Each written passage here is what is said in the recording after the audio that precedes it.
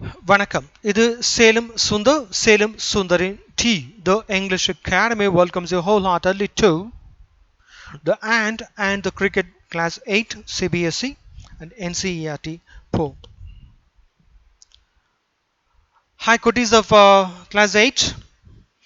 This I'll be explaining you both in English and Tamil. Then and there I'll be displaying you some images as well as some videos which will really help you to understand more comprehensively.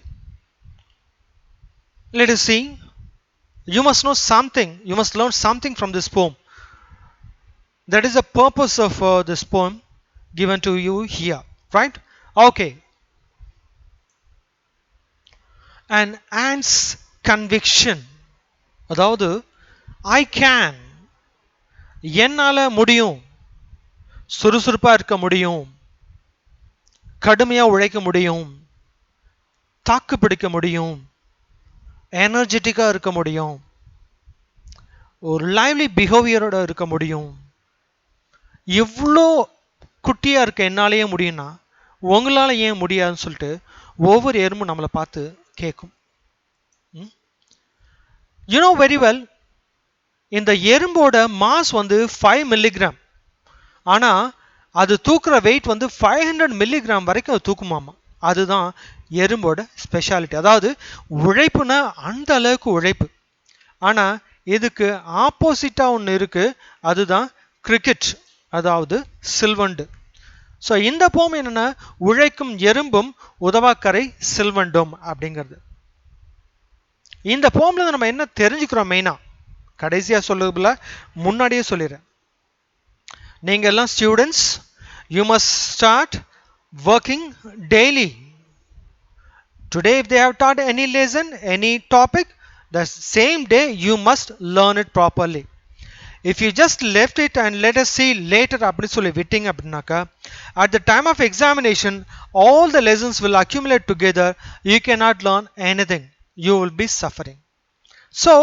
right from now you must work on daily basis இதே தான் அழகா சொல்றாங்க if you are hard on you now இப்போ நீ கடுமையாக உழைத்தால் your future will be easy உன்னோட எதிர்காலம் நல்லா இருக்கும் எக்ஸாம்ல நல்ல மார்க் வாங்குவ நல்ல மார்க் வாங்கினா நல்ல கோர்ஸ் எடுக்கலாம் நல்ல லைஃப் அமையும் if you are easy on you now இப்போ படிக்காம ஜாலியாக அப்படியே சும்மா தெரிஞ்சுட்டு ஆண்ட்ராய்டு ஃபோன் இது பண்ணிட்டு கேம்ஸ் எல்லாம் விளையாண்டுட்டு ஜாலியாக இருந்தேனாக்கா your future will be hard உன்னோட எக்ஸாமினேஷன் சரியாக எழுத முடியாது நல்ல மார்க் வராது நல்ல கோர்ஸ் எடுக்க முடியாது நல்ல வேலை கிடைக்காது அப்புறம் சில்வெண்ட்டுக்காக தான் ஆகும் உங்களுக்கு ஓகே இந்த சில்வெண்ட்டுக்கு என்ன ஆச்சு அப்படிங்கிறத நம்ம பார்க்கலாம் பார்க்கறதுக்கு முன்னாடி ஃபர்ஸ்ட் நான் ஒரு இந்த ஹோல் போம் படித்து காமிச்சிடுறேன் அப்புறமா அந்த ஒவ்வொரு ஸ்டான்ஸாகவும் இங்கிலீஷ் அண்ட் தமிழில் I try to explain you moreover உங்களுக்கு இதோட சம்மரி வேணும் அப்படின்னாக்கா யூ கேன் நான் உங்களுக்கு பின்னாடி நம்பர் கொடுத்துருக்கேன் அல்லது கீழே என்னோட நம்பர் இருக்குது அதுக்கு நீங்கள் வாட்ஸ்அப் பண்ணிங்கன்னா நான் உங்களுக்கு அனுப்பிச்சி விட்றேன் right okay now let's see a silly young cricket accustomed to sing through the warm sunny months of gay summer and spring began to complain when he found that at home his cupboard was empty and winter was come not a crumb to be found on the snow covered ground not a flower could he see not a leaf on a tree oh what will become says the cricket of me at last, by starvation and famine made bold, all dripping wet and all trembling with cold, away he set off to a miserly ant to see if, to keep him alive, he would grant him shelter from rain and a mouthful of grain. He wished only to borrow, he would repay tomorrow. If not, he must die of starvation and sorrow. Says the ant to the cricket, I'm your servant and friend, but we ants never borrow, we ants never lend. But tell me, dear cricket, what did you lay? Did you lay nothing by when the weather was warm? Caught the cricket. Not I, My heart was so light that I sang day and night, for all nature looked gay. You sang? Sir, you say? You sang, you say? Go then, says the ant, and dance the winter away. Thus ending, he hastily lifted the wicket and out of the door turned the poor little cricket. Folks call this a fable. I will warrant it true. Some crickets have four legs and some have two. Well, the reading of the poem is here, ends here. Now let's go to the explanation. Well, a silly young cricket accustomed to sing through the warm sunny months of gay summer and spring began to complain when he found that at home his cupboard was empty and winter was come. Not a crumb to be found on the snow covered ground, not a flower could he see, not a leaf on tree. Okay இந்த ஸ்டாண்ட்ஸால முக்கியமாக நீங்கள் தெரிஞ்சுக்க வேண்டியது என்ன okay first அர்த்தத்தை பார்த்துக்கலாம் அப்புறம் தெரிஞ்சுக்கலாம் okay a joyful young cricket had the habit of enjoying the nature and never toiled for anything. All through the warm, sunny months of summer and spring, he spent the days singing. Only when the winter had come, he realized that since he had not stored anything and nothing was there in stock in his cupboard, since it was snowing, there was no growth on earth and growth of anything on earth. He starved. அதாவது மிதமான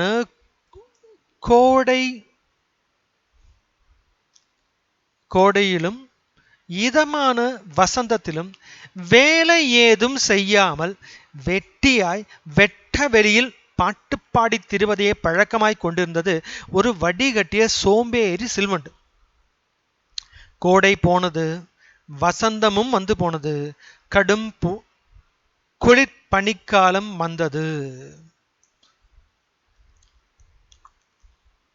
ஊர் சுற்றி திரிந்ததால், அதாவது உழைக்காமல் ஊர் சுற்றி திரிந்ததால் இருக்க இடமும் இல்லை, உண்ண உணவும் இல்லை.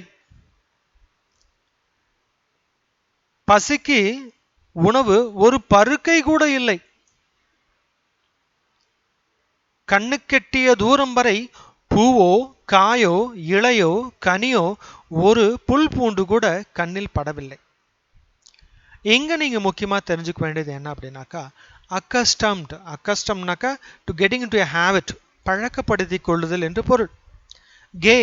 கே என்றால் ஹாப்பி,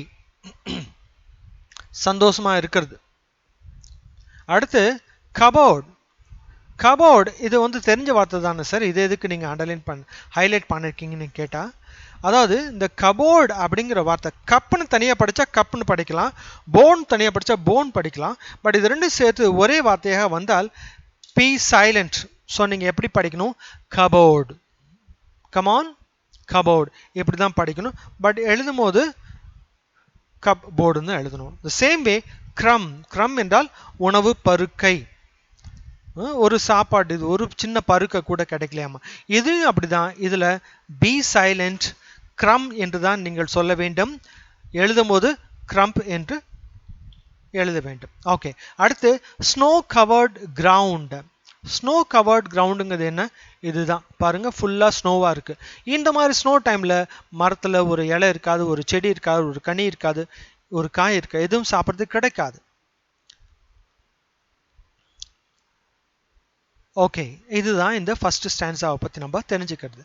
அடுத்தது, oh, what will become, says the cricket, of me, at last by starvation and famine made bold, all dripping with wet and all trembling with cold, away he set off to a miserly ant. அதாவது starvation என்றால் என்னன்னாக்கா, சாப்பிட்றதுக்கு எதுவும் கிடைக்காம அப்படியே பசியோடு இருக்கிறது.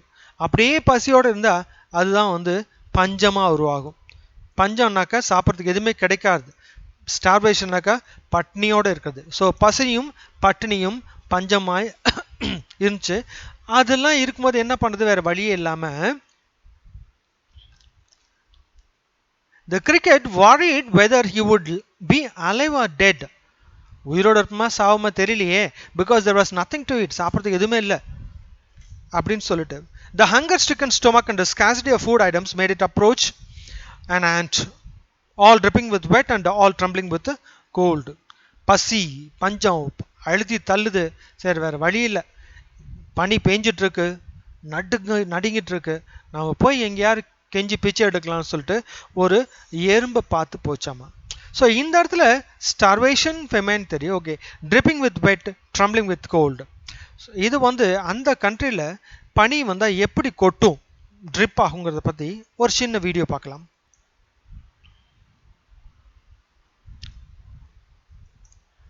So இதுதான் ட்ரிப்பிங் வித் வெட். பனி அப்படியே பேஞ்சிட்டு இருக்கு, இதில் நடந்து போனால் கண்டிப்பாக பனியால் நனைஞ்சு தான் போவோம். அந்த மாதிரி நனைஞ்சிக்கிட்டே நடுங்கிக்கிட்டே trembling. So trembling with cold, அப்படியே சாப்பிடாம பசியாக இருந்தால் தனக்கு என்ன ஆச்சுன்னா என்ன பண்ணுறது அப்படின்ட்டு அதுக்கு பயம் வந்துருச்சு. பசியும் பஞ்சமும் படுத்தி தள்ள உருகி ஊற்றும் பனியிலும் நடுக்கி தள்ளும் நச்சு குளிரிலும் அது ஒரு எறும்பின் வீட்டை அடைந்தது. அங்க போயிட்டு என்ன கேக்குதுன்னு பார்க்கலாமா? To see if to keep him alive he would grant him shelter from rain and a mouthful of grain. He wished only to borrow, he would repay tomorrow. If not, he must die of starvation and sorrow. So இந்த ஸ்டான்ஸால என்ன சொல்லிருக்கு? To keep him alive, உயிரோட இருக்கணும்னாக்கா, he requested the ant to give him food, a place to rest and food to eat. பசிக்குது, இந்த பனி மழையிலேருந்து தப்பிக்க உன் வீட்டில் ஒரு இடமும் உயிர் பழைக்கிறதுக்கு ஒரு வாய் கஞ்சியும் கொடனா கொடு, சத்தியமாக நாளைக்கு திருப்பி கொடுத்துட்றேன், நீ கொடுக்கலன்னா நான் செத்தே போயிடுவேன்னு கெஞ்சி கேட்டதான் அந்த சில்வண்டு. சரி, அப்போ அந்த எறும்பு என்ன சொன்னுச்சுன்னு பார்க்கலாம். Says the ant to the cricket, I am your servant and friend, but we ants never borrow, we ants never lend. But tell me, dear cricket, did you lay nothing by when the weather was warm? Quoth the cricket. அதுக்கு அந்த எறும்பு கேட்குது, நண்பா நாங்கெல்லாம் உழைக்கிற வர்க்கம், த servant உழைக்கிற வர்க்கம், கடனும் கொடுக்கறதும் கிடையாது, கடன் வாங்குறதும் கிடையாது, எங்களுக்கு அந்த பழக்கமே கிடையாது. அதெல்லாம் சரி, கடும் பணியில் இப்படி நடுங்குறியே, நல்ல கோடையில் என்ன பண்ணின, அப்போ எதுவும் சேமிச்சு வைக்கலையா அப்படின்ட்டு கேட்டுச்சான். ஸோ இந்த இடத்துல காத் அப்படின்னாக்கா ஆஸ்க் என்று பொருள், சே என்று பொருள். இது வந்து ஒரு பொயட்டிக் வேர்ட். அதுக்கு அந்த கிரிக்கெட் என்ன சொன்னுச்சான்? Not I. My heart was so light that I sang day and night, for all the nature looked gay. You sang, sir? You say? பாடின என்ன சொன்ன நீ? Go then, says the ant, and dance the winter away.